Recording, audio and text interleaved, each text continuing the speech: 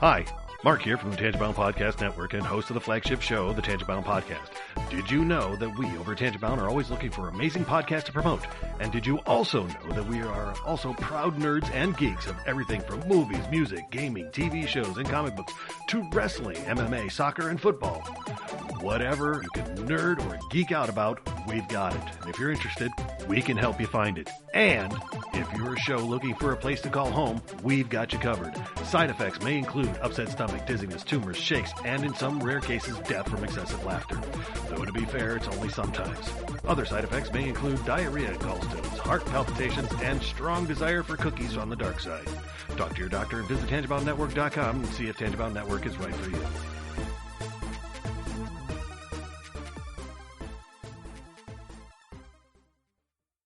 We're not doctors, therapists, trained professionals of any kind, so if you feel you do need help, please reach out and get the help you need. We have a whole list of things on our files page over on Facebook at facebook.com/crazylifepodcast, and or just search on the internet for the suicide prevention hotline number, or go to NAMI.org or whatever resource you can find. But just please reach out for help if you need it. If you feel as though you're going to harm yourself or others, definitely reach out. And try not to be alone. Also, if you feel that way and you realize that you're writing a note or making plans of how you would do, like harm yourself or others, definitely reach out. That's a huge red flag. And lastly, please do not replace the idea of therapy with listening to this show. Again, if you need help, please reach out and get the help that you need, or contact us. We can try to help you find the help that you need.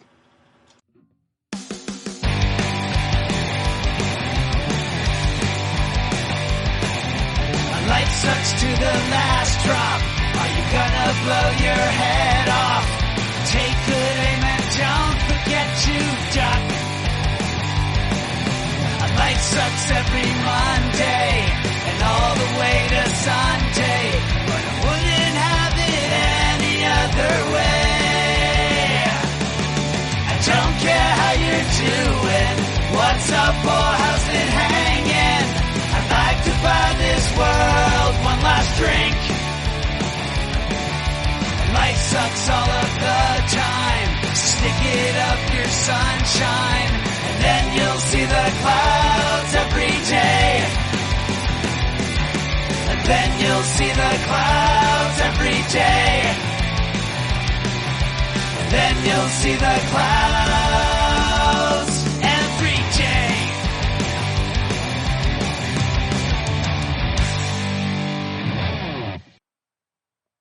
Welcome to The Crazy Life, everyone. My name's Jen. I am your hostess for the evening, and with me we have Brian. Hey, Brian. Hi.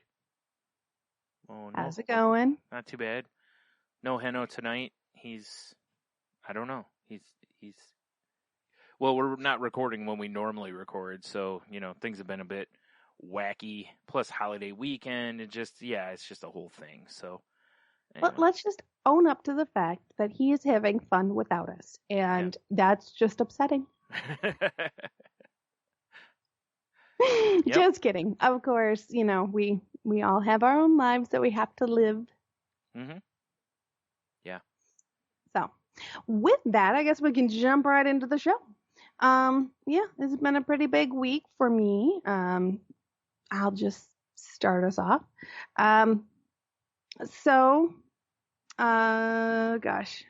Where to begin? So last week, my gambling came to a head, and my husband and I decided that I needed to go to meetings. So I started GA meetings on Monday. So that was actually really, really awesome. I speak a lot about asking for help and going out and getting help on the podcast, and sometimes it's hard. It's very, very hard to do it yourself. Mm-hmm. Much easier to say than do. Yeah. And I've always known this, but it was right there in my face again. And to surrender yourself is beyond difficult. and to admit that you cannot control something that other people can is incredibly difficult. But the people there were amazing, very welcoming, very comforting, and just very real. And I can't tell you how much I appreciate their honesty and their just forthright, raw feedback and their thoughts. So I cannot speak highly enough about the 12-step program, and I know Heno obviously feels the same way, being a 14-year member of his own group that he goes to. So I guess the moral of the story, it is anonymous, so you won't hear me talk much about it. But I did want to mention that I am now a member of GA and a full supporter. And if you're struggling with that or any other sort of addiction, please, please, please reach out. I know it's super hard, but please reach out. Engage your family, engage your spouses, your loved ones in your recovery, and you cannot do this alone. It wants you to do this alone. Say depression, anxiety, all the mental health stuff, all the addictions, the addiction wants you to be alone. And it feeds on you being alone. Yeah. So the more that you can speak out and find, to your loved ones, to your friends, to your family, your support system, and to get people around you to help you who understand, that is the only way to defeat these things. And they'll never go away. They'll always be with you, but it's so much easier when you're not trying to battle alone. So please, please, please, please, please go out there and ask for help if you need it. Now I'll put a link for GA in the show notes also, in case anyone needs it. So, that being said, the other thing that happened, so I had my first dog sitting, which was really awesome, except for the fact that Brian jinxed me. And I don't know if he jinxed me on the podcast or before the podcast. I am not sure. But in the end, he did jinx me because the dog did not like men. I am married to a man. Yeah. So guess what? Poor Rocco. He sat there, and Rocco was a dog, of course. Oh, poor Rocco sat there across the living room and just stared at my husband and growled. Oh no. He wasn't aggressive. He wasn't, over the top or anything. He was just very clear that you can stay in your spot, I'll stay in my spot, and we'll be fine. Right. Type of a situation. So, it happens. Yeah, exactly. That's the thing with doing this is I'm sure you're going to find random stuff like that that's just going to be like, well, maybe this isn't the best fit or whatever, but it's unfortunate. Yeah, at least it wasn't anything, like you said, at least it wasn't, violent or aggressive or anything in that point. Yeah. Yeah. And it's not like, and it wasn't like Rocco was shaking or, or traumatized by the experience or anything like that. He was just, and they ended up sharing a donut and, things were cool. Yeah. But it was one of the moments that he's just more of a girl's dog. And, that's fair. Yeah. It's going to happen.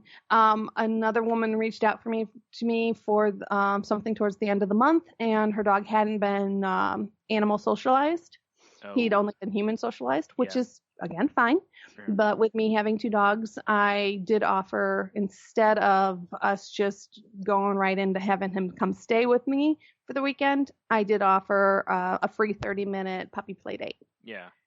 First, that if she was interested in me watching her dog, I'd love to, but you could bring him by early so that he can kind of meet Otis and Molly and see how they got along, because some dogs are just human dogs. Yeah.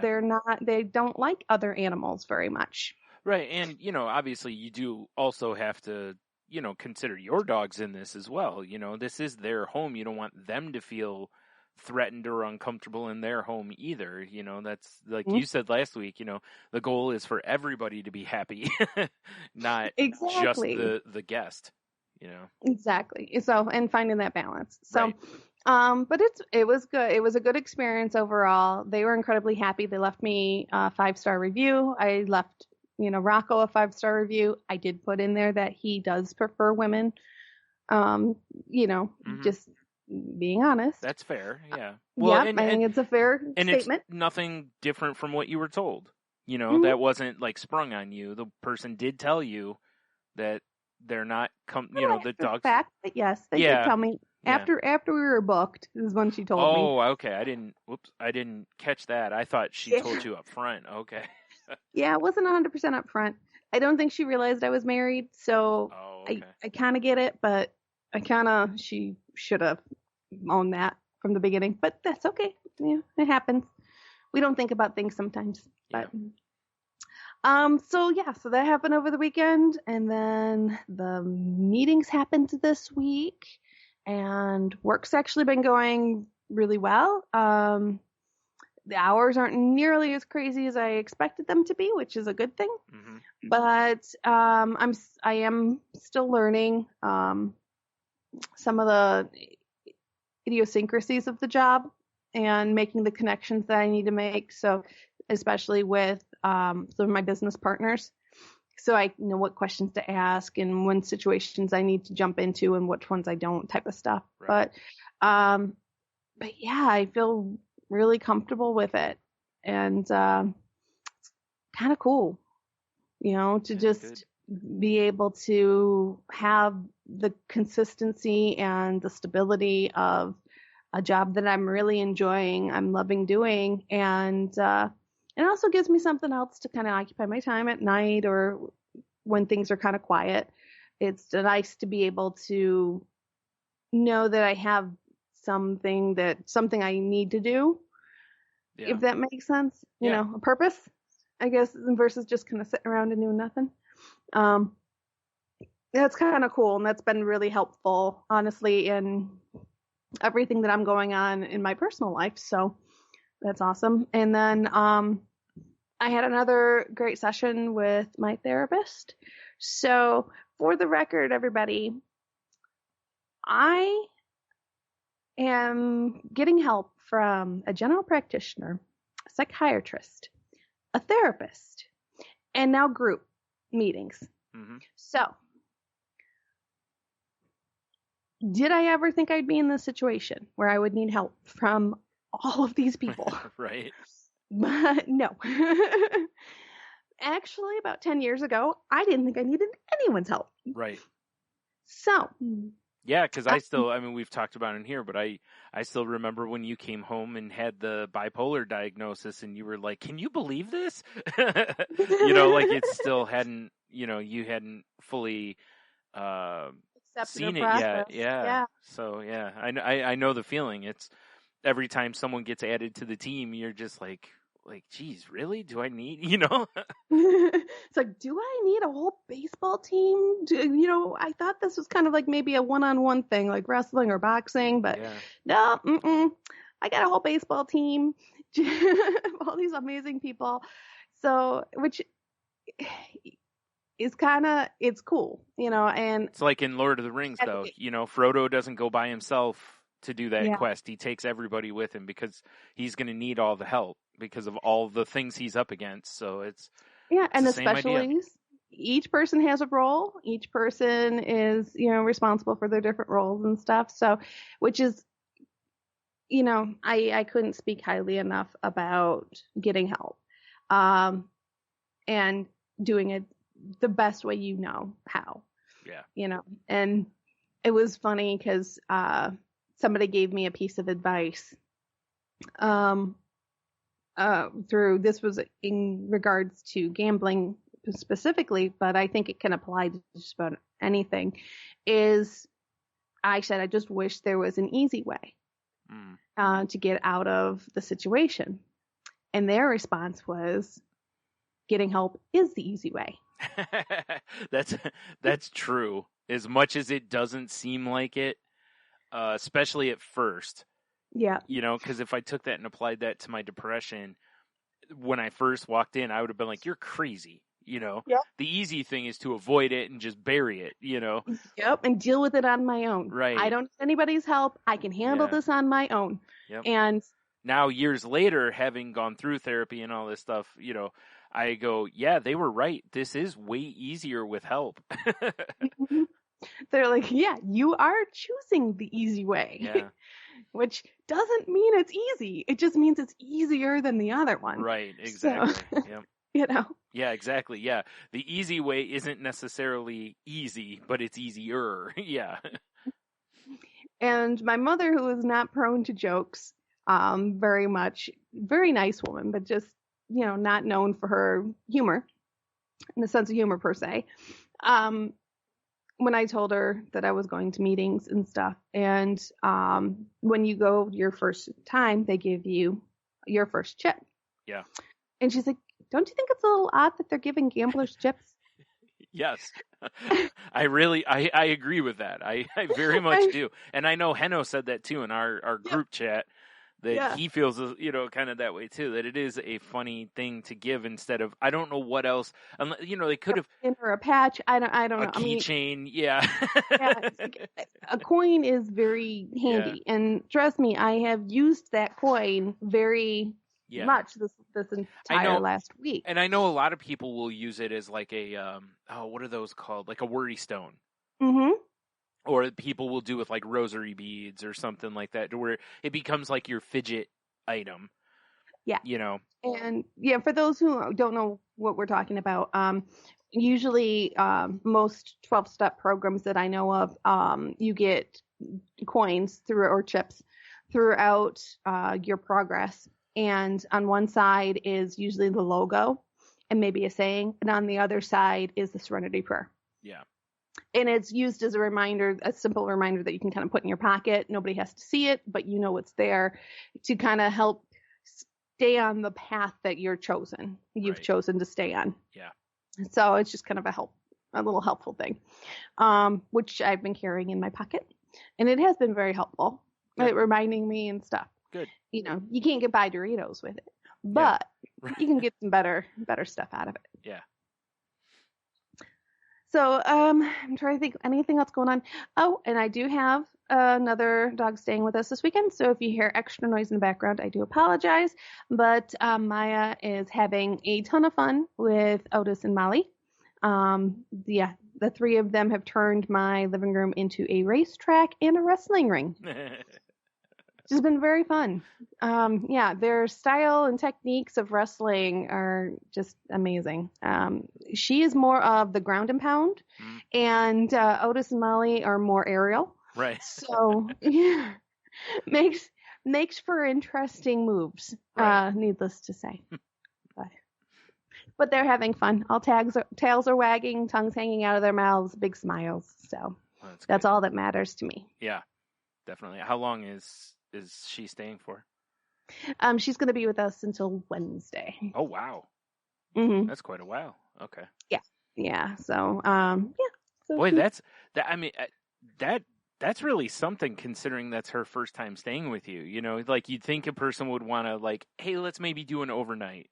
If that goes well, then, you know, that's interesting that people are willing to just go, yeah, that's cool. A week's fine. Well, she did come over for a couple play dates. Yeah.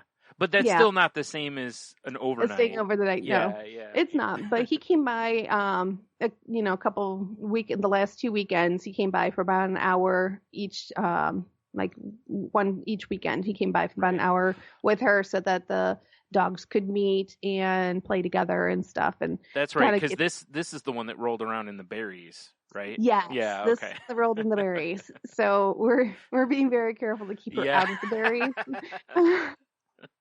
But she does love the rolling around thing. Like I said, she's a ground and pounder. Right. She likes to, when she's being play attacked, she will go on her back and use all four legs and just flail and like kick out and stuff. She's completely she's a trip. Very silly girl, but we're having a good time. Okay. And I'm curious to see what the bed situation is going to be tonight, because we do have a king size bed, but that's 3 50-pound pit mixes, and then me and my husband. So I'm curious to kind of see what kind of space there's going to be for anybody, but we'll figure it out. Yeah. It's my preferred way of sleeping anyways. Right. Bunch of animals. Right. So yeah, a lot of ups and downs. Some good stuff, some bad stuff, some in-between stuff. So yeah. All good. And that's life, though. Yeah, exactly. Mm-hmm. So how are you? How was your week? I had a lot of, it was an emotional week for me, and again, all, mostly good, but it was, my mystery appointment that I don't remember if I talked about on the show or not, but I got a call from my doctor's office that told me I had an appointment. I had no idea what it was for. Like, my reminder cards and stuff, I didn't have anything for that day. So I'm like, well, I'll go, because my doctor's office is only like 8 minutes up the road. So I was like, well, I'll go and see what it is. And when I got up there, it was therapy, which is what I was thinking it was. And I was like, well, I'm glad they called, because had they not called, I wouldn't have went. Because my card, I never did find the card. I don't know what I did with it. She gives me one every time, because she always asks if I need one, and I say, yes, please, because I tape them up so that I can just look and go, and whenever I do, I type them in order so I know what's next, basically. And, so I went, and that was a really good talk, and it was a lot of, it was just really good, and I really dug into some stuff I haven't dug into in a while, and, again, felt lighter walking out of there, which is, again, my bar, like, if I don't feel that way, then I reassess how I'm approaching it and everything involved. But I felt really good walking out of there. And it was another one. I walked out, took a really deep breath, and just sighed. And it was just so appropriate. It was just like, when you're carrying something heavy and you set it down and you go, whoo, basically. It was kind of that feeling. And, got a little bit of a, game plan / homework for next time and everything. And, which I like, because that always feels like there's a plan, and it feels like you're moving, like you're actively fighting the fight, basically. So I always like having that, and got an appointment set up for, they're doing a program where I go now to where you don't directly see a psychiatrist. You talk to basically a social worker / counselor. Then they relay the stuff onto the psychiatrist, and they're doing it that way because basically they can sit with a psychiatrist. This psychiatrist is at like the University of Michigan, and it's because they can't hire a psychiatrist right now. They've been trying, but they're getting almost no applicants. So gotcha. This is an option until they can do the other. Because basically the woman who I'll be talking to, I've met with her before. We're familiar with each other and stuff, so it's not like oh great, another new, person I got to deal with. Mm-hmm. But it is a little weird to me. You'd think that like the first visit might be with the psychiatrist, so they could get to know you a little bit on their own, and then maybe just do the updates via the other person. Because I can see that. Because most psychiatrist appointments, unless you're in the process of making changes, are pretty much how's the medicine working? Cool, see you next time. That's basically what most of my appointments have been, And so if she just calls me and says, hey, how's the medicine working? Any new concerns? Blah, blah, blah. Okay, have a great day. It's basically the same idea. And I'm okay with that. Yeah. Eventually I would like to have an actual psychiatrist that I go see because, it's just in case. Because the person I'll be talking with is qualified as a counselor and a social worker and those kind of things, like for therapy's sake, but not as, she's not a psychiatrist. So there's, there's still that element of maybe there's something that wouldn't get conveyed that a psychiatrist might pick up, those kind of things, whatever it is. I've, like I said, nothing against her, nothing against the program. I'm glad they're doing something because for the last few months, there's been 0 psychiatrist options. And so I don't know what people have been doing who've needed. I mean, like for me, fortunately, my primary caregiver, I've been on my medicines long enough. He's more than okay and willing to prescribe what I'm on, and otherwise I guess I just have to go find another psychiatrist, but whatever. Yeah. But anyway, I'm glad that's kind of sorted for now. That was, something I've been, even though I don't feel I need anything new, it's just still something that's been kind of floating out there. It's like now it's tied up. There's no randomness to it, no unpredictability really to it. It's like, okay, we got a plan there. We're again, moving forward, instead of just floating around like, Exactly. And then the same day I had therapy, I went out with Tony and our friend Steve, and we had a really good time. Just, hung out. We got some pizza, had some beers, went to another place, had a few tacos, and then came back here and just sat out on the patio, for a couple hours and just shot the breeze. They smoked a couple of cigars, it was just, we just sat out there just relaxing. It was just really, really good fun and just, a good vibe. And then had a long talk with, Steve about mental health and stuff. And that was after already having gone to therapy that day, and then having that, going through the emotional high of hanging out and then having that talk. It's like, by the end of the night, it's like I was wiped. And that's why you, me, and Heno were supposed to record Wednesday, which was the day after this. And that's when I mentioned that I was like, when we were like, hey, tonight's not going to work. And I was like, honestly, good. Cause I had such an emotional hangover from that I was just not really in the mood to talk more, And actually I've had a couple people reach out to me in like, online stuff like, hey, are you okay? You've been really quiet this week. And I'm like, yeah, I'm just done talking for a few days, like I just want to be in a room by myself, kind of, not in a bad way. I just need to recharge, Sure.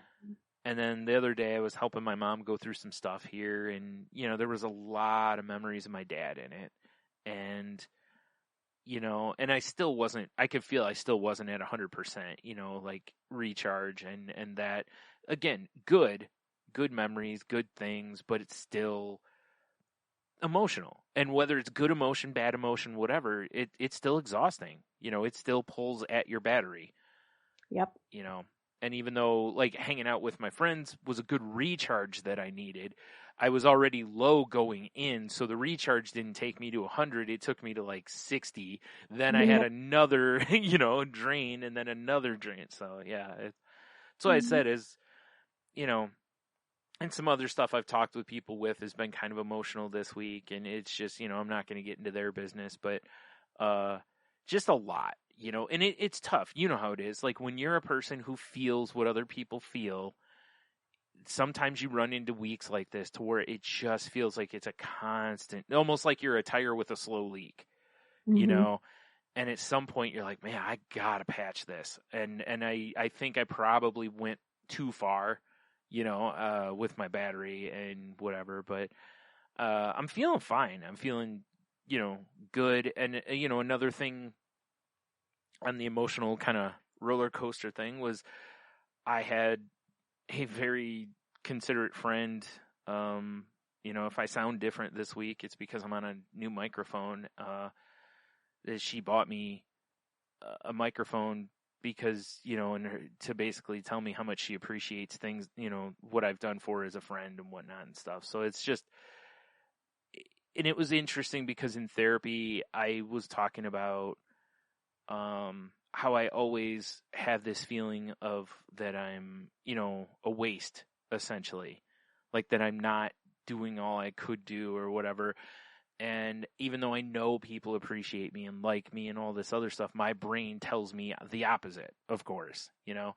And here is literally a physical affirmation of being appreciated. And, you know, and of course, you know me, the first feeling I have was that real quick glimpse of gratitude, appreciation, and then immediate guilt.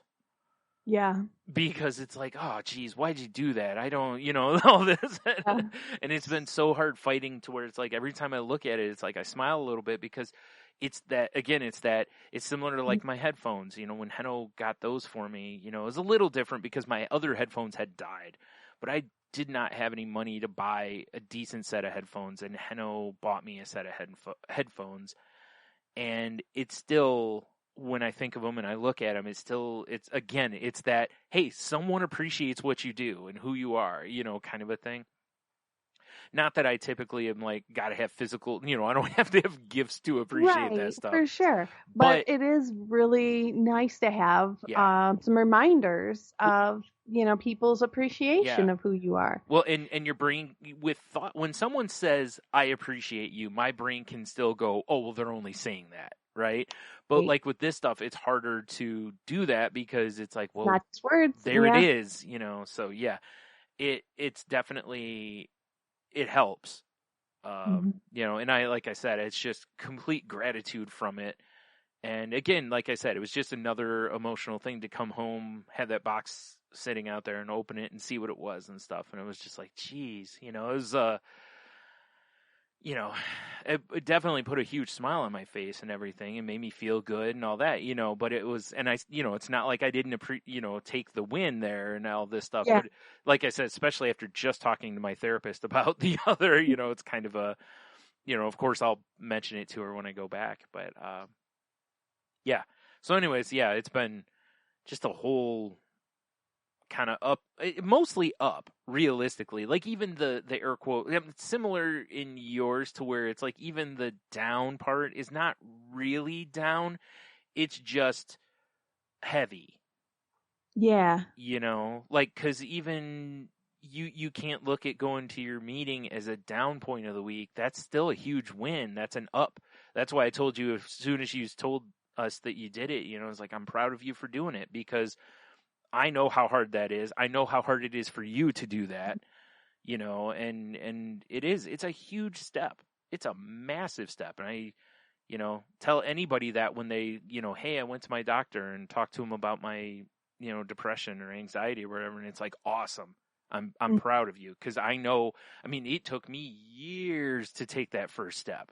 So if I find out to where someone's realizing, hey, something's not right in my head, and within like 2 months or something, they go, and I'm like, oh man, that's awesome. You know, like it took me like 20 years to finally go, right? You know, or 15 years, whatever it was, you know, it's like, I'm so glad you were able to do that, you know, and not suffer any longer than you have to. Right. So like you said, I can't encourage it enough. You know, if you need help, please find it. There's tons of it out there. You just have to, unfortunately, you may have to wait. You may have to jump through some hoops. You know, I hate that exists, but that is the way, especially with mental health. Sometimes you're going to have to wait 6 or 8 months. If it's an emergency, make sure you tell them it's an emergency because they will find you emergency help. You know, or if not, there's call lines. There's all sorts of other support systems out there, or there are groups out there for people with, you know, depression and such. So like I said, there's a lot of different avenues out there. So if you feel you need help, please, you know, talk to somebody and try, you know, if nothing else, talk to your doctor because odds are they'll know of a social worker or somebody like that who may be able to put you in contact with, people that can help you or whatever. Or again, just jump on the internet and type in, like depression group near me, basically, and I'm sure there'll be some sort of a hit for it, Absolutely. Yeah. So yeah, that's been my week. I think I can't think of anything else, but that was enough. So yeah, not doing anything for the 4th, because honestly, I don't even know if anybody I know is really doing anything for the 4th. But also, after the week I've had, I just as soon not really do a whole lot. Yeah. They've been shooting off fireworks around here for about 3 weeks. So exactly. Yeah, here too. And the dogs are pretty cool with the whole thing. They do struggle a bit. Yeah.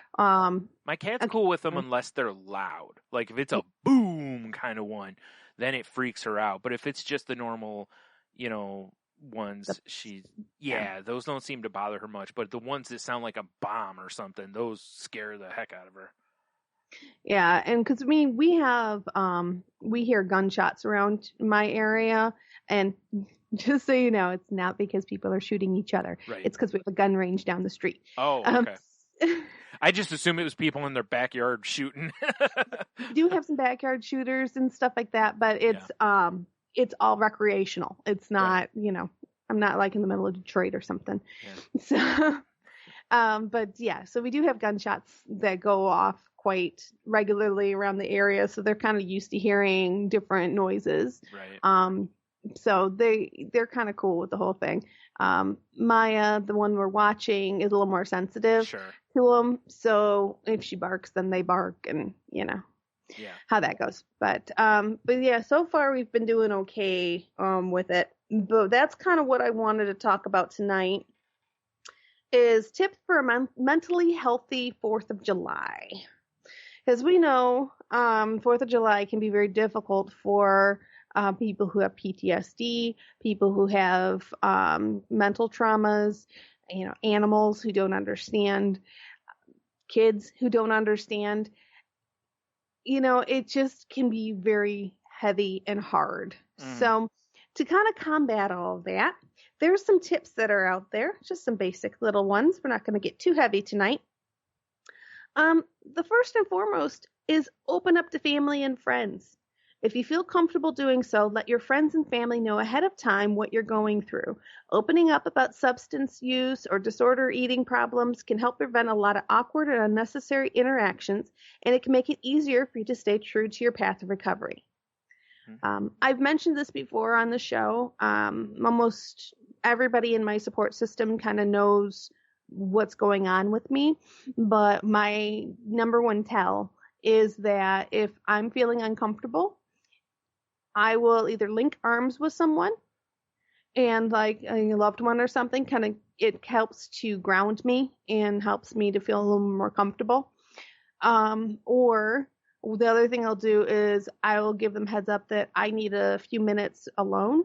So I will always tell someone ahead of time. I'm like, hey, I'm just going to go for a little walk or something by myself. And I'll take a few minutes to just kind of breathe, get myself together, and just kind of go through some of my mental exercises and stuff like that. I am a smoker, so most of the time it involves cigarettes. Well, I'm not proud of that, but it is, But it is, even if you didn't want to tell people, though, that can be a good built-in excuse for you. It's, hey, I'm going to step outside from everyone knows you smoke, so they're like, oh, whatever. And really, it could just be more about, I just need a few minutes. But yeah, because I'm very much the type to, I don't generally tell people. A lot of times I'll just disappear and I'll go into like another room or somewhere else where there's not a lot of people, and I'll just go through some breathing and whatever. And actually, real quick, I want to jump back. There was something I forgot about from my week. It's kind of relevant in this part of it, though, which was I ran out of my antidepressant, and the store didn't have any more for like 4 days. Oh, no. And it's on me. I should have, and they should have mentioned it too, but I should have been like, hey, do you have another location that has it? Can I maybe go get it there? Right. I need to start getting better about that. I don't do that, and I need to. Normally I can go 2 to 3 days, and I don't feel that different. after 3, definitely, I start getting really, I don't know the word, I'm just like angry at the world from the minute I wake up. And it's not that I'm actually angry, it's just the vibe I give off is that I'm really mad, even though I'm not. But I do feel that way. So, you know, it's like, but I don't have anything that I'm mad at is the real problem. So it gets misdirected a lot of times. Anyway, I went with my mom out to her doctor, and traffic was just a nightmare. There was a lot of stop and go. There were people being kind of reckless.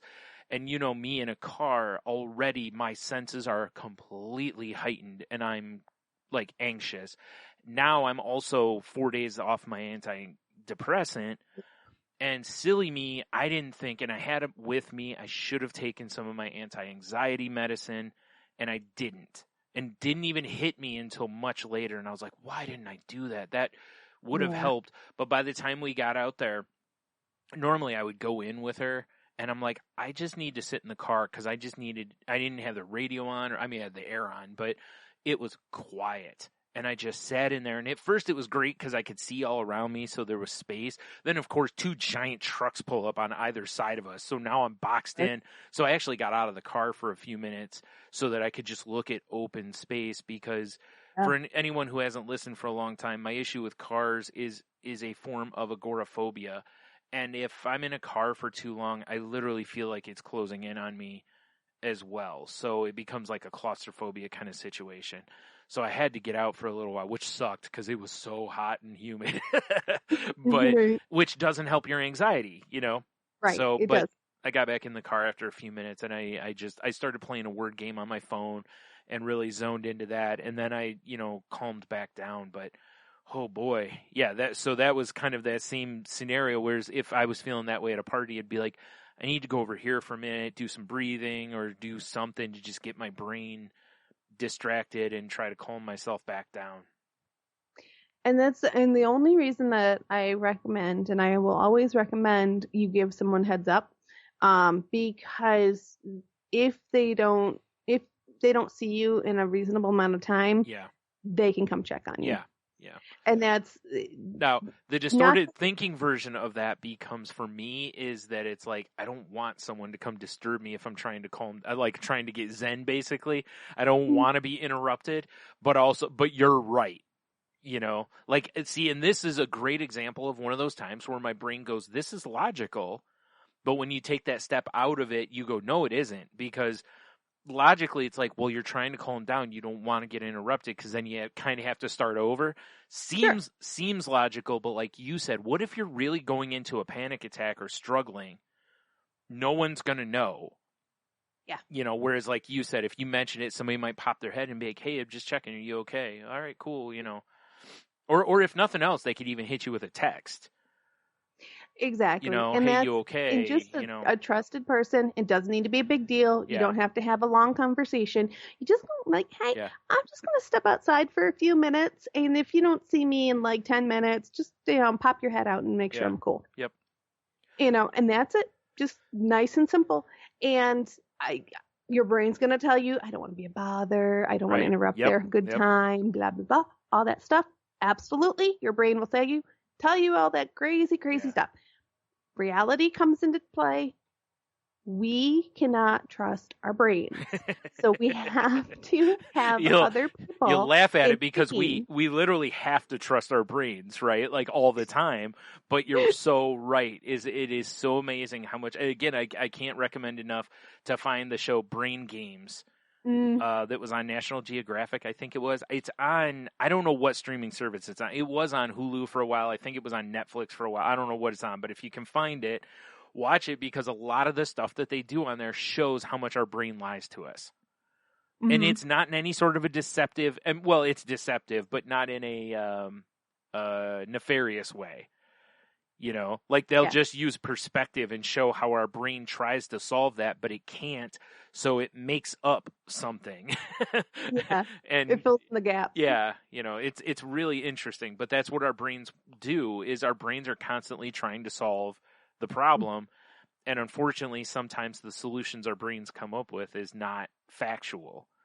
And that's where we get into trouble, is because we trust our brains. you gotta, just be as open as you can be, and just try to enjoy what you can out of the situation. Yep. That's why a lot of times, like at Christmas and stuff too, like, because I have various smokers in my family and I don't smoke, but like on Christmas Eve when we all get together, a lot of times we have so many people in a small, not small space, but enough of a space that I feel a little uncomfortable. So if I see someone heading out to smoke, a lot of times I'll head outside with them and just talk with them. Mm-hmm. And that gives that gives me a chance to breathe a little bit. It gives me a chance to be distracted by the conversation and then walk back in.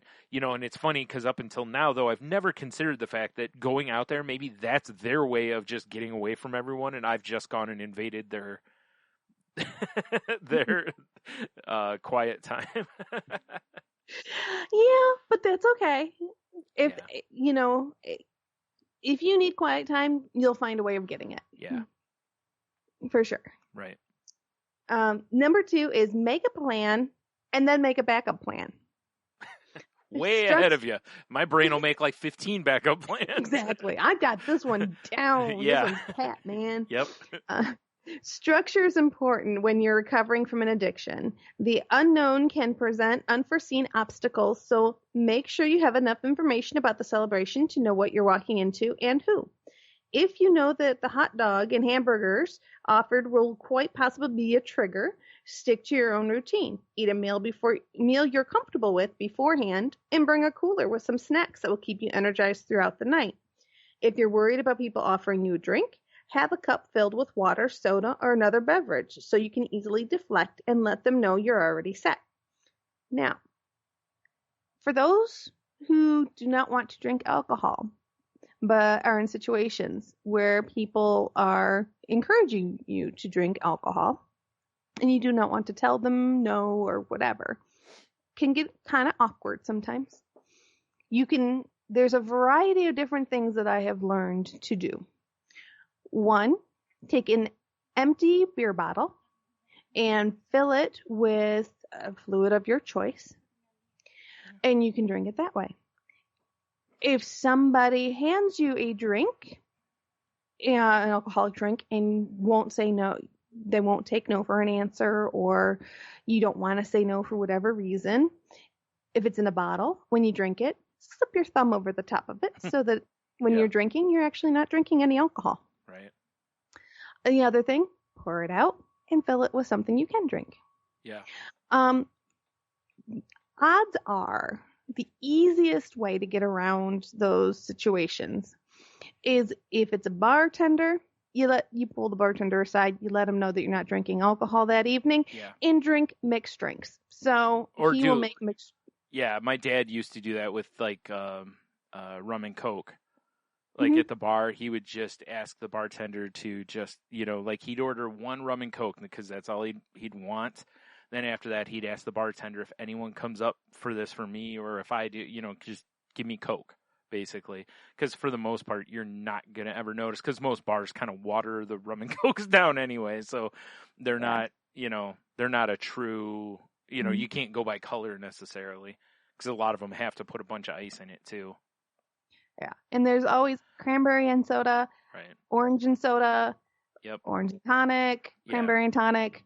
Look like mixed drinks. Tell them to make it look like a mixed drink. They will do so. Yeah. Happily help you out. Especially now, because more and more people really seem to be moving in a non-alcoholic direction. Like there seems to be a lot more options out there, than that kind of thing. Again, I will 100% encourage you to tell people and be open and honest. That's what I was just going to say that too.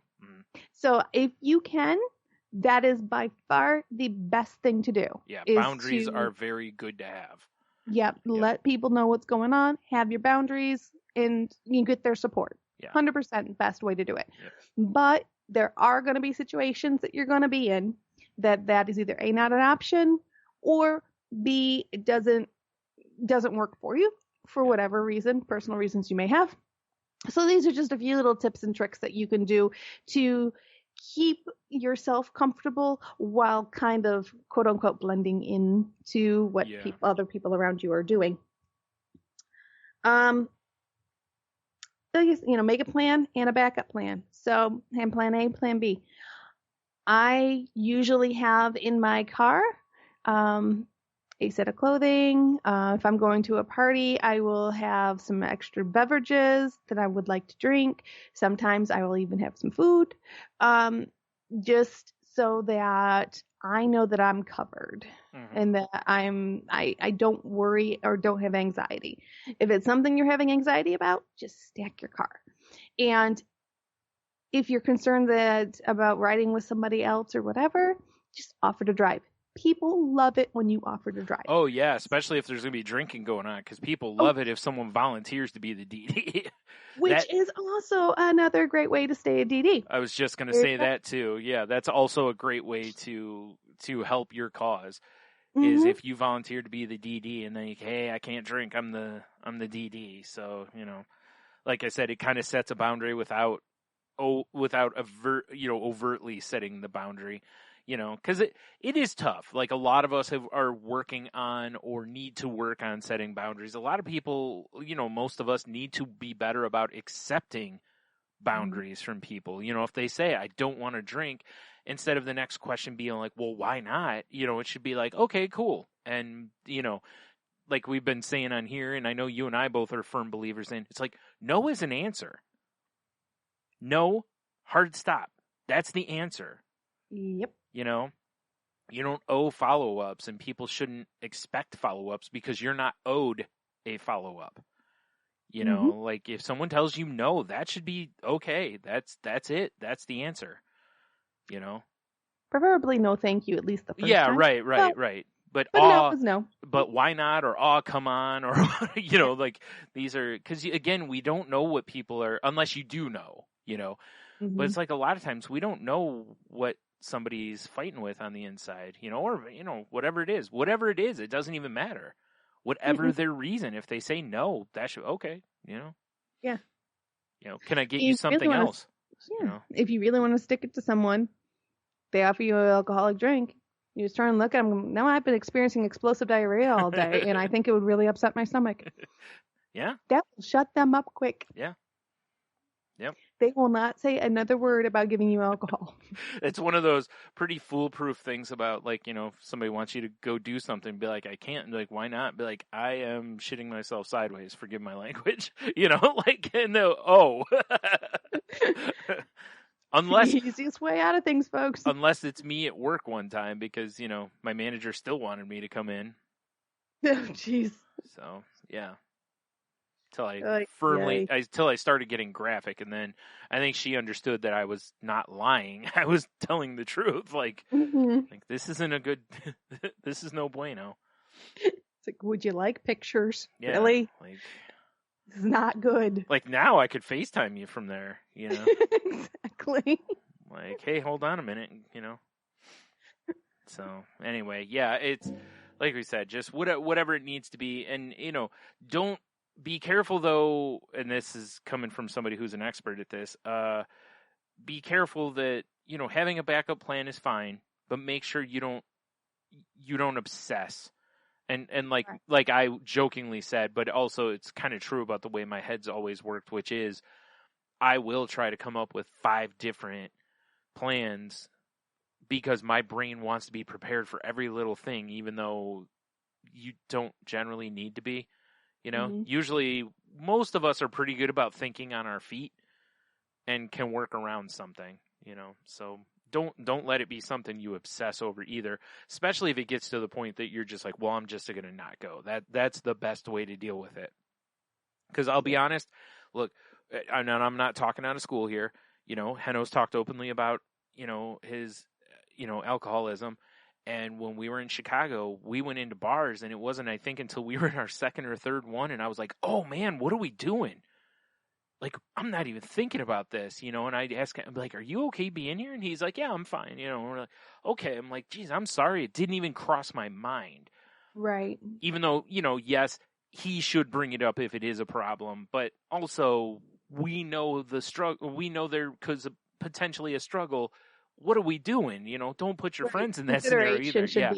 But that is part of dealing with your addiction is to not just completely avoid whatever, but to figure out how you can still go and do things without your addiction taking control of you, so, but that's sometimes that's not possible, right? But some people can, and that's great. Yep. You got to find your own balance. Yeah, but typically, like avoidance generally is a bad answer for anxiety and all those kind of things. Like that's when it's affecting your life negatively. So definitely, if you see that happening more and more, please please find some help on that, because you don't want to end up like me, to where you get to a point in your life where you just sit at home all the time because you're, terrified of this or this going out. So that's no good.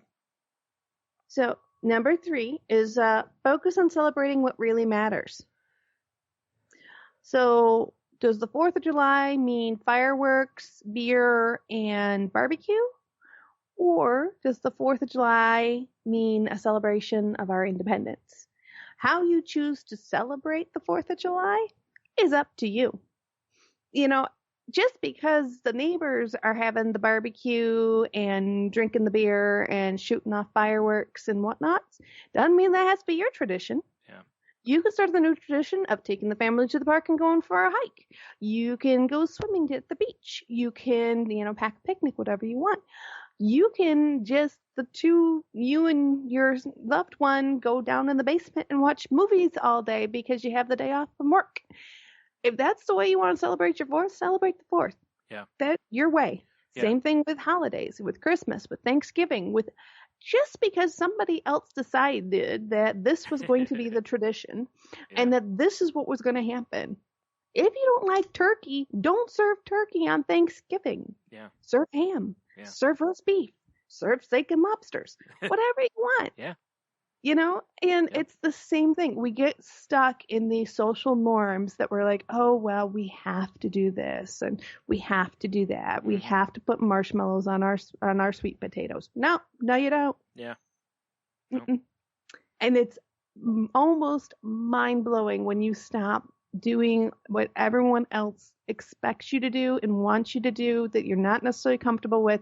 When you finally say no and you finally stop and you finally start doing what feels right for you and fits what you want for your life, you'll almost feel your brain explode because you're like, oh my God, this is so freaking amazing. Yeah. It's like, it's so hard to do. And I make it sound simple. It is so hard to do sometimes when the expectation is out there for this to be the certain way. Yeah. But if you can find it in yourself to really kind of challenge in your mind the expectations that you put on yourself and the expectations that others put on you, and you decide what works for you individually in your sobriety, your, mental health, everything that you're currently working on. And 90% of the time, there's always going to be the odd 10%, but the 90% of the time, if you tell people, you know what, I'm not coming to your barbecue this year. I really appreciate the offer, but I need to spend some time with just me and my family. We're going for a hike. 90% of those people will completely get it and support you because they love you. The other 10%, we just shake them off the top. We don't need them anyways. Right. And but you're right, because there are so many reasons, like with me and fireworks. First of all, I don't get much out of fireworks. I haven't since I was a little kid. It reminds me of one of those things, like for me, I'm not judging anyone else if you enjoy them or anything, but for me, it just reminds me of something that you're just like, ooh, that's amazing and all this stuff. But then as you get older, you're just like, yeah, I've seen them a million times. Like, it's just not, there's no wonder to it anymore for me, so it's just like, yeah, I'm over it. But as I've gotten older, with me, it's more because of my sensory issues. Because when I hear repetitive noise, my brain laser focuses on it, and it will physically bother my head. So I just don't get anything out of fireworks really anymore. Also the financial part of me just is like, seriously, it is literally just setting your money on fire, so, but again, if that's what people want to do, it's their money, it's their choice, all that, but I'm not going to do it, like you'll never see me setting off a bunch of fireworks unless it's someone else's fireworks and they're like, hey, can you light these, and even then I probably won't, because they're sketchy. There's been so many people doing things right and still losing fingers. So, I'm going to just stay way back. But it's more about the other part of it, that it causes me grief and pain, essentially, to really go sit at big displays of them. Like a few around the neighborhood and stuff don't bother me a whole lot.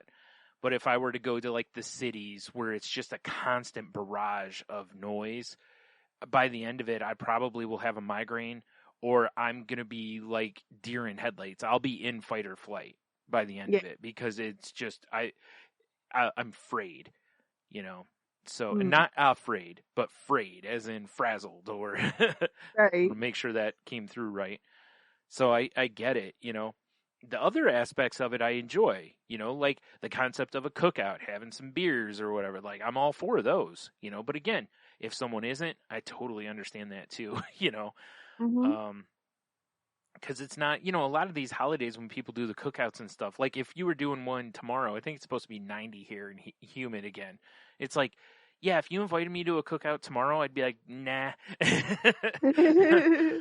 Like it's too hot and humid and, all that. Yeah. So I very much, I'm not one to put a lot onto a lot of these things, and I don't expect others either. Like if I had one, I wouldn't get all bent out of shape if people didn't show up or whatever, because it's like, hey, we all got whatever going on in our life, And I've always tried to be that way anyway, I try not to ask of others what I won't do myself. So, sure. There's an element of that, but you're right. It's one of the first times I didn't go to my family's Easter or Christmas or Thanksgiving. It was one of those, and I made the food myself at home. And I was like, I just made what I wanted, how I wanted it, and was like, this is so much better, like freeing, like I really like that I don't, I don't feel like I have to eat something that's like meh to me, or that I'm, again, something maybe like, the sweet potato is a great example. I love sweet potatoes, but I don't necessarily love them the way I did, like with marshmallows and all that, like the way I did as a kid. My palate has moved more towards savory as I've gotten older. I don't want super sweet. Honestly, and I've said this before, the way I eat sweet potatoes typically is I take a roll or a biscuit, whatever we have, put a little bit of butter on it, I put the sweet potatoes on it, and I make a sandwich out of it. And that is essentially my dessert most of the time. Mm-hmm. It's the last thing I eat off of my plate, So, and I'm the only person that I see at most of the gatherings I'm at that does it that way. And I don't care. I'm okay with that, Right. So, and then I did want to, oh shoot, I thought about it and I think I'm going to lose the track. Oh. My train of thought. Oh, okay. One more caveat I do want to put on this. If you are going to have your own set of plans, which I highly recommend doing whatever suits you and whatever fits you best. Yeah. Out of respect for the other party, if you're invited to something, please be honest with them and let them know in a timely fashion. Especially if it's something like a cookout's a good example, because most of the time if someone throws a cookout, they usually provide the food, or at least the meats, and then sometimes they'll ask people to bring something. Right. But just it's common courtesy. Yeah. And sometimes you can't help it. I get it. You wake up in the morning, you're not feeling good, whatever. Yeah. It happens. Yeah. But anytime that you can give people heads up in advance that things are not going to be as they expect them to be, the easier the conversation is and the smoother things will go. So just throwing it out there. Yeah. And number 4, have a set time that you'll leave. Most celebrations get more out of hand the longer they run, so enjoy your time, but set a reasonable time for departure. It'll also help you to avoid traffic and traffic accidents, which are common occurrences on the holiday weekend. That is very true. That, like, if it's a holiday and there's going to be a lot of drinking by people, both parts of that are very true. That if it's not your scene anymore, maybe you go, hey, this thing's running until 10 o'clock. There's going to be fireworks at 10 or whatever. I don't care about the fireworks or the drinking. So I'm going to go, we'll eat, stay a little bit beyond that. And hey, we got to bounce, And like you said, that also helps you get off the road and you can get your Taco Bell before all the drunks are lined up there. So exactly. Yeah. They have super nachos going on right now. Yeah. Just saying. I know. Yummy, yummy. I need to quit eating them. I've eaten them too many times. I said I've eaten them too many times. Oh, so freaking good. All right. Number 5, be selfish. Sometimes being selfish is critical. And if it involves your health in your continued recovery, make the choices that you need to support them. If it means not going at all or just dropping by to say hello, know that you are the most important thing. Your friends and family will still enjoy the night no matter how bad the guilt trip is that they give you.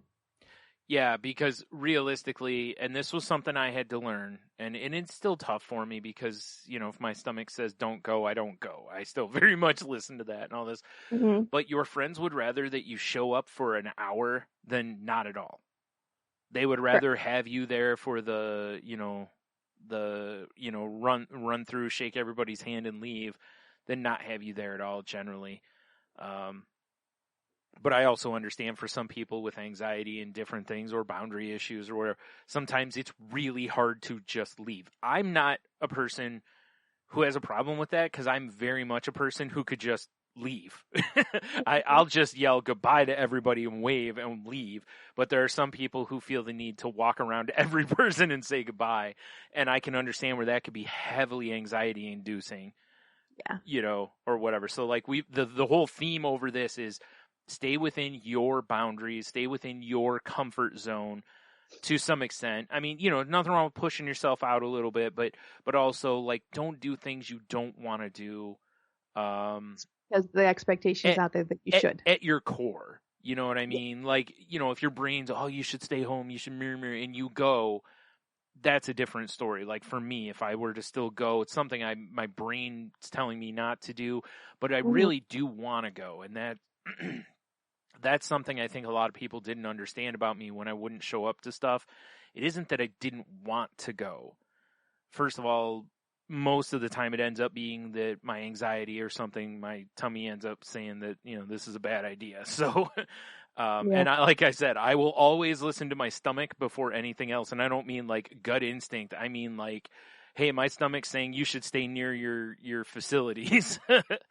So, but secondly, but you do need to push yourself out of that a little bit, but also don't, if you don't want to drink, don't drink. Don't let people push your boundaries. Yep. Like that. If it's a core thing of yours that you're standing firm on or want to stand firm on, try to not let anyone push into that area. Absolutely. And offer alternatives. If you really can't go to that barbecue because whatever reason, when you call and you say, I can't go to the barbecue, and they give you the guilt trip, well, come on, you should go, blah, blah, blah, blah. Offer an alternative. Say, you know what? I really appreciate it. I really can't go because I'm doing something else. But how about next week, you and I grab lunch? Yeah. And we can catch up then. Yep. Reformat it so that they still know you're interested in hanging out with them. They still know that you care about them, but it's the atmosphere that you're avoiding. Yeah. It is in the situation that you're avoiding. It is not that person. Right. And it's very important that you get that message across to them. And that's a very easy way of doing that. Yeah. Just kind of flip it just a little bit.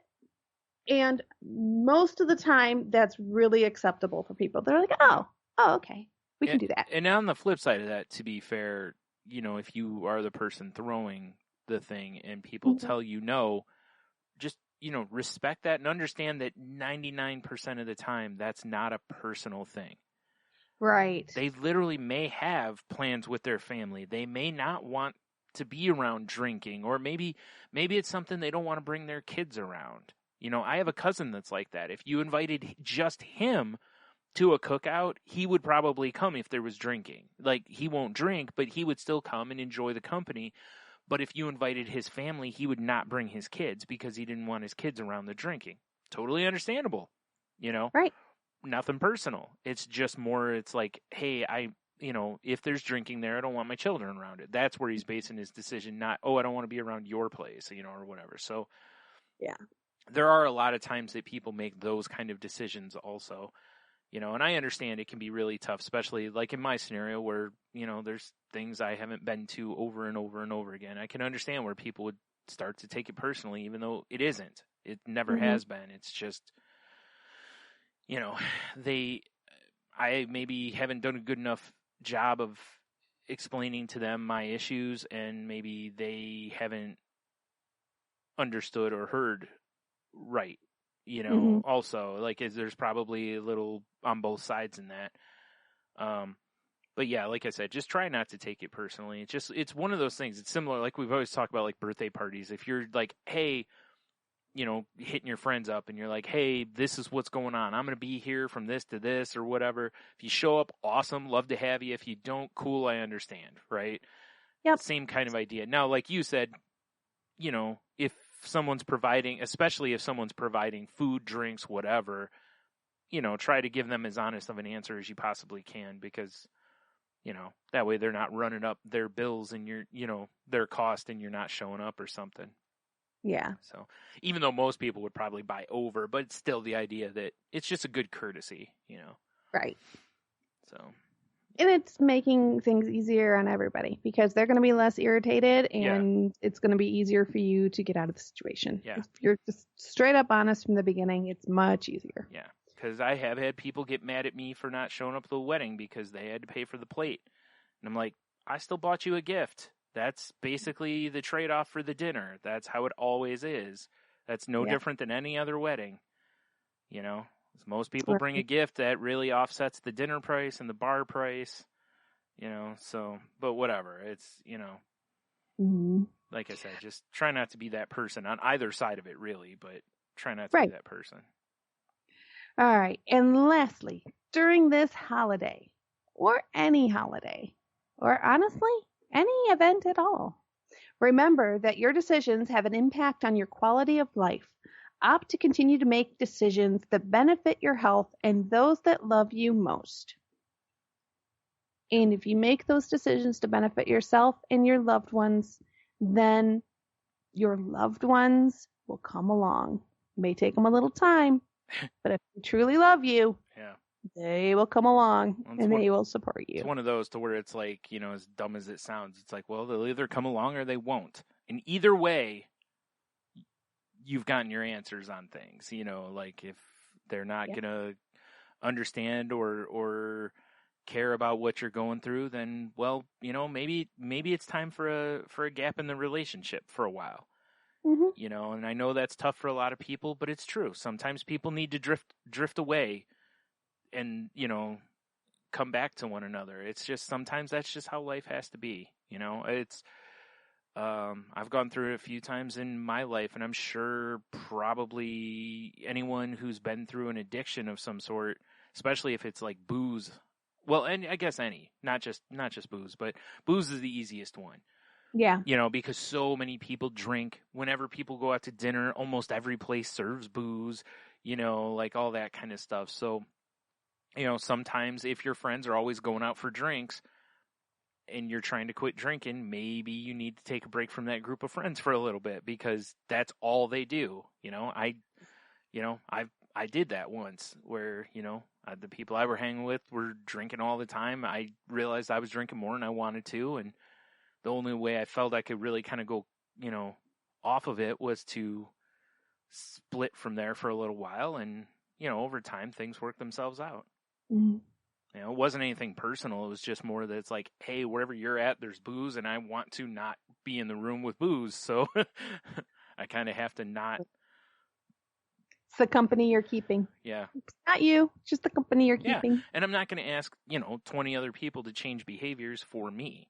Right. I'm not one, I don't like that concept either, Like, it's up to me to figure out a way to adapt. It's not up to them to make everyone change to me. No, there is a compromise in there, though. Yes.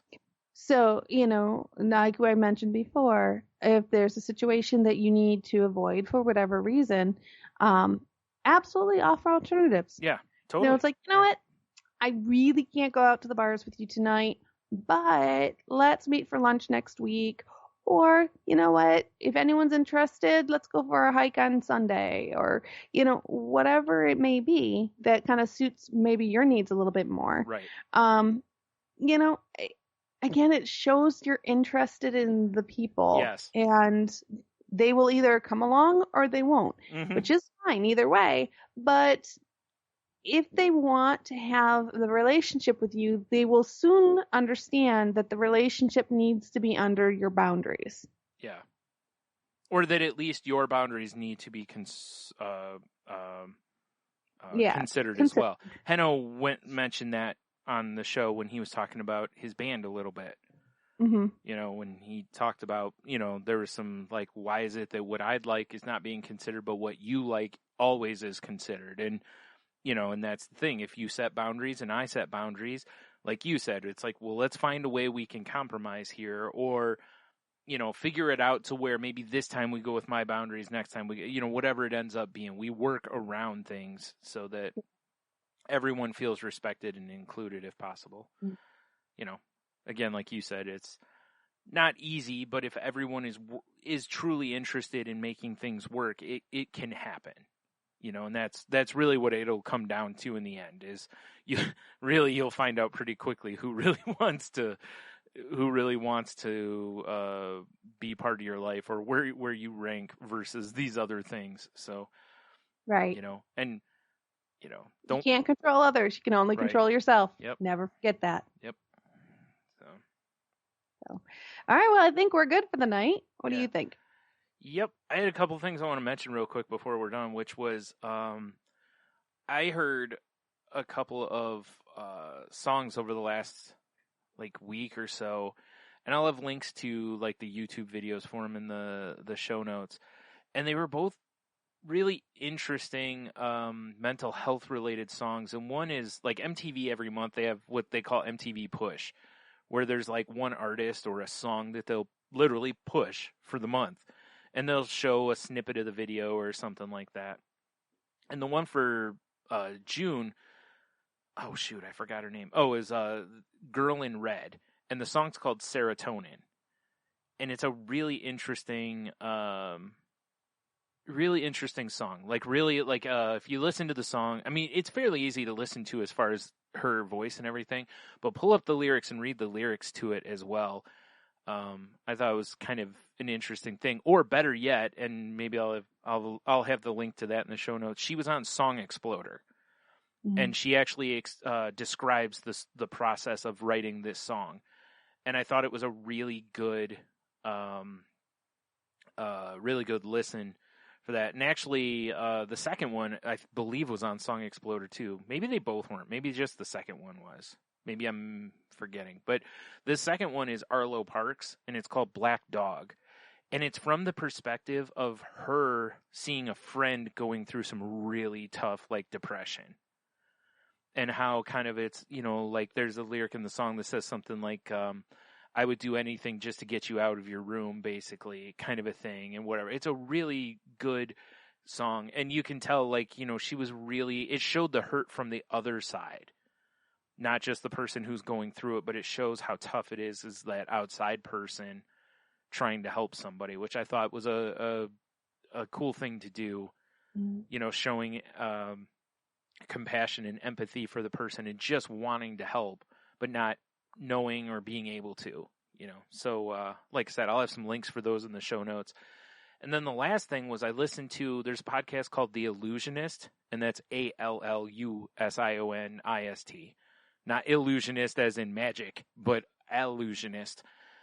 And the newest episode was talking about something we've talked about before on here, which is when you use words like saying, yo, that's crazy, or I'm so bipolar, or I'm so OCD, or whatever, and how that has affected our language over the years. And I thought it was, and she's got I believe a clinical psychologist or a psychiatrist, I can't remember which she has, on the show with her, and they're talking about kind of the way our things have adapted. And one of the points they even bring out is like, we'll use something like crazy, right?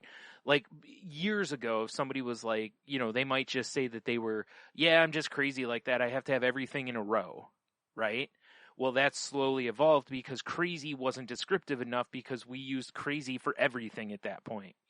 Like I just said, you see somebody do a sick BMX trick and you're just like, yo, that's crazy, and it's now this is crazy and that's crazy. This sale's crazy, whatever. So it got so diluted that in the way language works is we have to find something that stands out. So then calling that, oh, that's just being OCD, or whatever, that becomes kind of the thing for a while and whatever. But essentially in the end, it's about choosing your words correctly and being sensitive to what you're doing to these words. And it's, I don't know, half an hour, 45 minutes. It's not a real long podcast, but it was a really interesting listen on that. So I'll have links for all that stuff in the show notes if anyone wants to go check any of that out. Awesome. And then right before I did the wrap up, I did want to mention a very important anniversary that came about this week, which is the anniversary of my brother-in-law's death. He died of cocaine, and that was laced with fentanyl. It was heartbreaking. He was 39 years old. Yeah. Right before his 40th birthday. Yep. So go out there, people. Get the help you need. Yeah. Please, I cannot implore you enough. Ask for help, get help, and continue pushing and trying until you get the help you need. So. Yeah, and I can add to that with having lost a niece and a nephew, both in their 20s, to heroin with fentanyl. So, if you're in those scenarios, please get some help. I know it's hard. I know sometimes you can't see it, but also if you see people in those scenarios, please try to help them find some help. Absolutely. Stephen had in his belongings an NA book, which is Narcotics Anonymous, which shows with notes in it. He was trying to work the program at one point and he just couldn't do it. So, not to get too heavy on everybody, but just please, please, please get the help you need and ask for the help. The dogs agree with me, as you can hear. With that, God bless you, Stephen. I know you're up there. And so, we covered a ton of stuff this week. And I know you have some thoughts, opinions, comments, concerns, all of the above, any of the above. You know what to do. You can reach out to us at the Crazy Life Podcast at outlook.com is our email. The Crazy Life Podcast.weebly.com is our website. If you would like to talk to me direct, please reach out to me on Twitter at Jen's Crazy Life. That's Jen with a G. I am also on Instagram at Jen's Crazy Life. That's Jen with a G. And Brian, how can they reach you?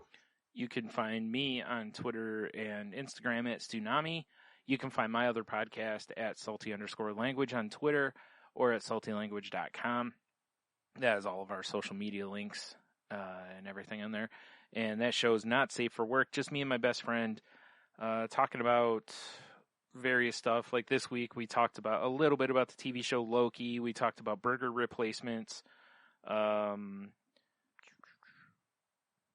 the heck? I can't even read my own writing here. About the newer adventures of or newer episodes of Adventure Time, beer math, some slang terms and different stuff. So, anyways, like I said, it was just fun. silliness and, not safe for work, as I said, so be careful. You can find Henno on Twitter at Ida Henno. You can find him on Facebook at Henno Heiter. I don't remember I can never remember his Instagram. Might be the same thing. I don't remember. But if you find him on one of the others, that'll set you up. You can find his other podcast at MTN Pod on Twitter. I think it's the same thing on Instagram, but the name of the show is Moving the Needle. And they talked about the most recent one that I remember seeing was Speed 2 versus, was it Die Hard 5, I think it is. And oh, wow. Just a terrible sequel comparison episode. So, if you're into that kind of thing, go check that out. And we're part of the Tangent Bound Network, which can be found at tangentboundnetwork.com. If you haven't already, please rate, review, and subscribe. We'd greatly appreciate it. And what am I forgetting? Oh, I'm just trying to think of the links. I feel like I'm forgetting what I might be. Anyway, as we've said already, please reach out for help if you need it. And if someone you know needs help, or, please help them as much as you can. Again, but also respect that they've got to want the help. If they don't want the help, they may not, no matter how hard you push, you might just push them away instead of, helping. So be careful with that as well. But please reach out to people, you haven't talked to in a while too, and just make sure they're still doing okay. And of course, as I've been saying for I don't know how long now, and will continue to say, please be kind to one another. Yes, exactly. Sorry, everybody. Please be kind to one another and help others when you can, and just put good energy out there. Absolutely. And on this very soon-to-be happy 4th, which the fireworks are going off right now, folks, so that's why the dogs are going nuts. Something that I never thought I would have to say in my life, and I had to say many years ago, but I still had to say it. So I'm going to say it again because I think it's worth repeating. Please do not shoot a bottle rocket out of your bottom when it's hanging outside a car window while it's moving. Just saying, not a good idea. I feel like you just should have stopped at "Don't shoot it out your butt." That should be the end of it right there. But I did have to tell someone this at one point in my life. Yes. So celebrate the 4th, however you choose to celebrate it. Enjoy yourself. Enjoy your loved ones. Please be safe. Yes. And go out there and have the best week you can possibly have. And don't forget, wiggle those toes.